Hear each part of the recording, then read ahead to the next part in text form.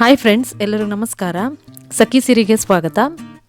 ಇವತ್ತು ಒಂದು ಸಾಂಪ್ರದಾಯಿಕ ಶೈಲಿಯ ಒಂದು ಸಿಹಿ ತಿಂಡಿ ಅಪ್ಪೆ ಅಂತ ಹೇಳ್ತಾರೆ. ಇದನ್ನು ಕುಂದಾಪುರ ಮಂಗಳೂರು ಸೈಡಲ್ಲಿ ಮಾಡೋವಂಥದ್ದು. ಆ ವಿಧಾನ ಇದು ತುಂಬ ರುಚಿಯಾಗಿರುತ್ತೆ, ಹಾಗೆ ತುಂಬ ಸಾಫ್ಟಾಗಿ ಕೂಡ ಇರುತ್ತೆ.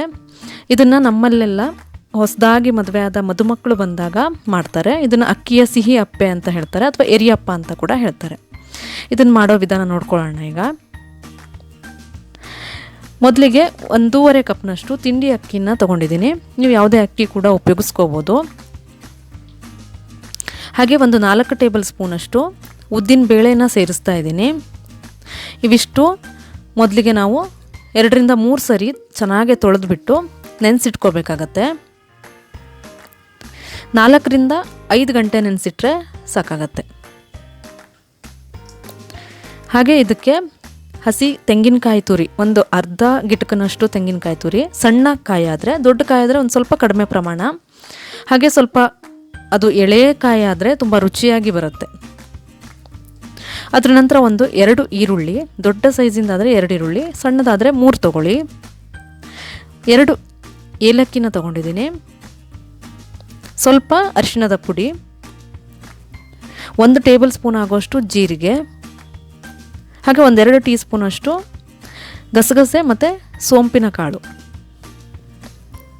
ನಂತರ 4 ಟೇಬಲ್ ಸ್ಪೂನ್ ಆಗೋಷ್ಟು ದಪ್ಪ ಅವಲಕ್ಕಿನ ತೊಳೆದು, ಅದೇ ಟೈಮ್ಗೆ ಅಕ್ಕಿ ತೊಳೆದು ನೆನೆಸಿಡ್ತೀವಲ್ವ, ಅದೇ ಟೈಮಲ್ಲಿ ತೊಳೆದು ನೆನೆಸಿಟ್ರು ಆಗುತ್ತೆ.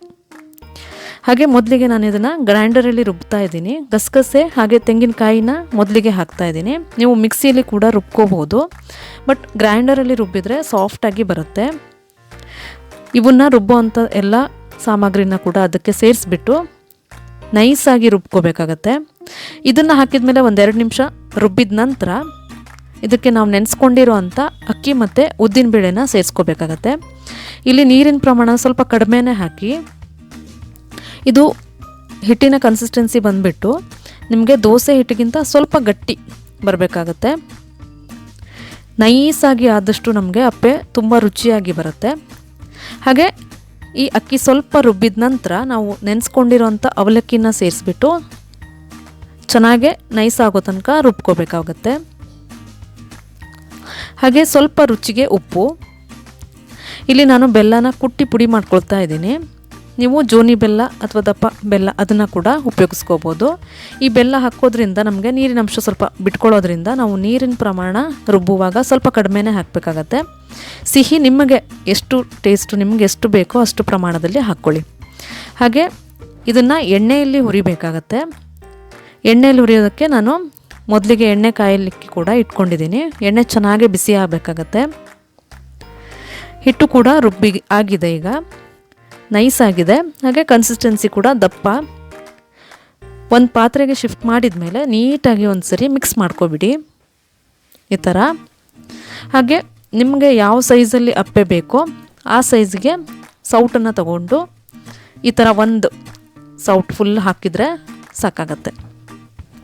ಎಣ್ಣೆ ಮಾತ್ರ ಚೆನ್ನಾಗಿ ಬಿಸಿ ಆಗಿರಬೇಕಾಗತ್ತೆ. ಎಣ್ಣೆ ಬಿಸಿ ಆಗಬೇಕಾದ್ರೆ ಹೈ ಫ್ಲೇಮ್ ಇಟ್ಕೊಬಿಟ್ಟು ಆಮೇಲೆ ಮೀಡಿಯಮ್ ಫ್ಲೇಮ್ ಇಟ್ಕೊಬಿಟ್ಟೆ ಇದನ್ನು ಮಾಡಬೇಕಾಗತ್ತೆ. ಸೊ ಮಧ್ಯದಲ್ಲೇ ಈ ಥರ ಒಂದು ಸೌಟ್ ಪೂರ್ತಿ ಹಾಕ್ಕೊಳ್ಳಿ. ಇದ್ರ ಸೈಜು ನಿಮಗೆ ಸ್ವಲ್ಪ ದೊಡ್ಡದು ಅಥವಾ ಸ್ವಲ್ಪ ಚಿಕ್ಕದು ಕೂಡ ಹಾಕ್ಕೋಬೋದು, ಬಟ್ ಈ ಸೈಜಲ್ಲಿ ಮಾಡ್ತಾರೆ.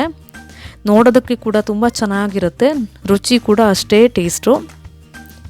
ಹಾಗೆ ಎರಡೂ ಕಡೆ ಚೆನ್ನಾಗಿ ಫ್ರೈ ಮಾಡ್ಕೊಳ್ಳಿ. ಈ ಥರ ಗೋಲ್ಡನ್ ಬ್ರೌನ್ ಆಗಿರುತ್ತೆ ಅದರದ್ದು ಕಲ್ಲರು.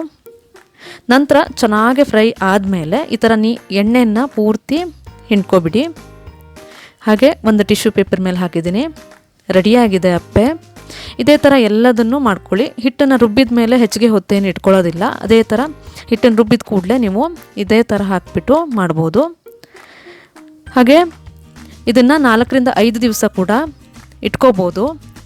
ತುಂಬ ರುಚಿಯಾಗಿರುತ್ತೆ, ತುಂಬ ಸಾಫ್ಟಾಗಿರುತ್ತೆ, ನೋಡೋದಕ್ಕೂ ಕೂಡ ತುಂಬ ಚೆನ್ನಾಗಿರುತ್ತೆ. ನಿಮಗೆ ಸೇಮ್ ಕಜ್ಜಾಯ ಟೇಸ್ಟಲ್ಲಿ ಅದರಿಗಿಂತ ಚೆನ್ನಾಗಿರುತ್ತೆ. ಒಂದು ಸರಿ ಟ್ರೈ ಮಾಡಿ ಹೇಗೆ ಬಂತೆ ಅಂತ ಹೇಳಿ. Thank you.